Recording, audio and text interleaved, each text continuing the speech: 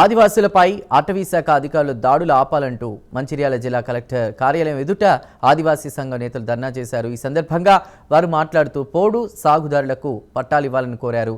GO 49ని రద్దు చేసి tiger zone పూర్తిగా ఎత్తివేయాలని డిమాండ్ చేశారు.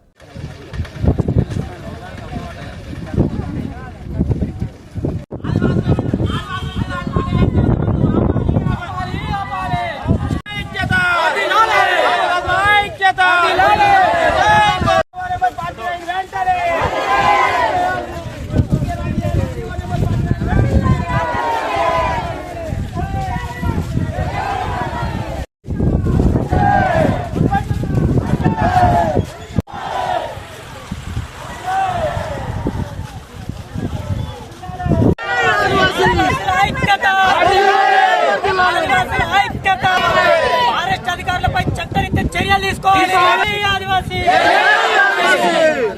ఆదివాసుల ఐక్యత,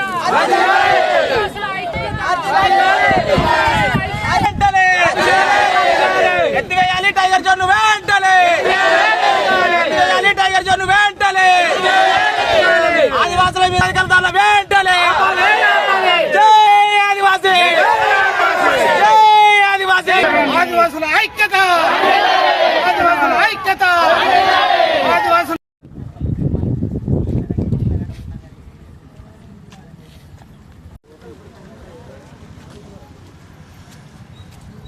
అది కూరి కూర్చుంటే తీసుకుంటుంది కదా.